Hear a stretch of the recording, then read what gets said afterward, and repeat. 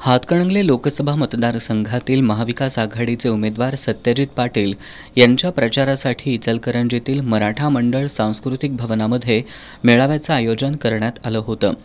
या मेळाव्यात बोलताना राष्ट्रवादी काँग्रेस शरदचंद्र पवार पक्षाचे प्रदेशाध्यक्ष आमदार जयंत पाटील यांनी भाजप सरकारनं प्रत्येकाला कराशिवाय काहीच दिलं नसल्याचा आरोप करत हातकणंगले मतदारसंघातील जनतेला गेल्या 10 वर्षांमध्ये न्याय मिळाला नाही, त्यामुळे आता सर्वसामान्यांच्यात मिसळणारे सत्यजित पाटील यांना विजयी करण्याचं आवाहन त्यांनी केलं।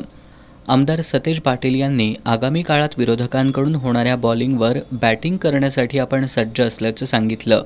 उमेदवार सत्यजित पाटील यांनी आपल्या भाषणात इचलकरंजीसारख्या शहराला पाणी मागावं लागतं हे दुर्दैवी असल्याचं सांगितलं। पाण्याचा प्रश्न सुटत नसेल तर लोकप्रतिनिधींना राजकारण करण्याचा अधिकारच नाही, त्यामुळे पाण्याचा प्रश्न निकाली काढण्यासाठी राजकीय कारकीर्द पणाला लावू असं सांगून शहराचे सर्व प्रश्न सोडवण्यासाठी मला संधी द्या असं आवाहन केलं।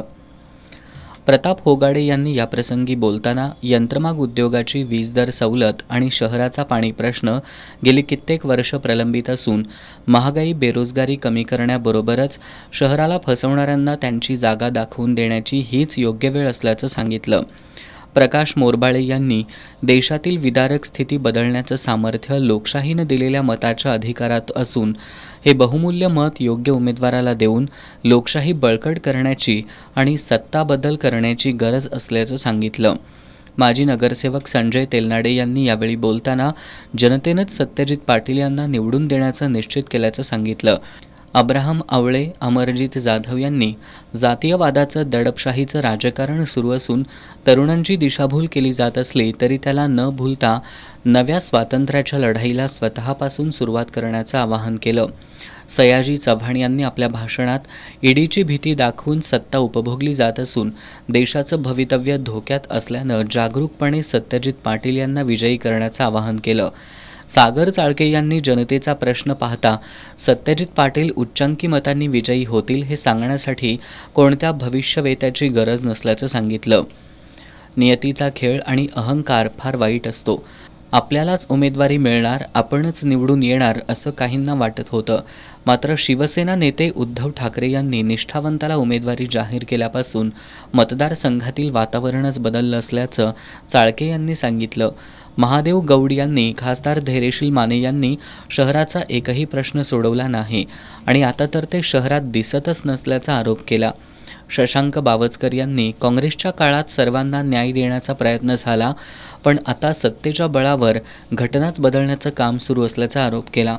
2014 नंतर देशात आणि राज्यात सत्ता बदल झाल्यापासून यंत्रमाग उद्योगाला मिळणारी सबसिडी बंद झाली। शहराचे अनेक प्रश्न प्रलंबित आहेत, त्यामुळे ते प्रश्न सोडवण्यासाठी जनतेनंच सत्यजित पाटील यांना खासदार करण्याचा निर्णय घेतल्याचं बावचकर यांनी सांगितलं।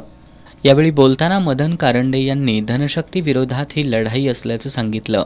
आमदार प्रकाश आवाडे निवडून आल्यावर भाजपसोबत गेले, त्याचप्रमाणे राजू शेट्टी यांचाही उद्देश होता, मात्र शिवसेना प्रमुख उद्धव ठाकरे यांनी तो ओळखून निष्ठावंत सत्यजित पाटील यांना उमेदवारी दिली आहे।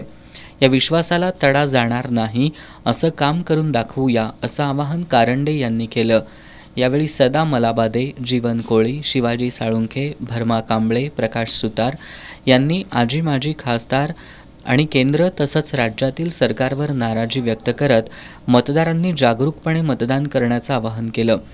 यावेळी आमदार राजू आवळे, माजी आमदार सुजित मिणचेकर, राजीव आवळे, संजय कांबळे, राहुल खंजिरे, प्रतीक पाटील, बादशाह बागवान, संभाजी नाईक, धनाजी नाईक, संजय चौगुले, वैभव उगळे, उदयसिंग पाटील, राजू आलासे यांच्यासह महाविकास आघाडीतील सर्व घटक पक्षांचे प्रमुख पदाधिकारी आणि कार्यकर्ते उपस्थित होते।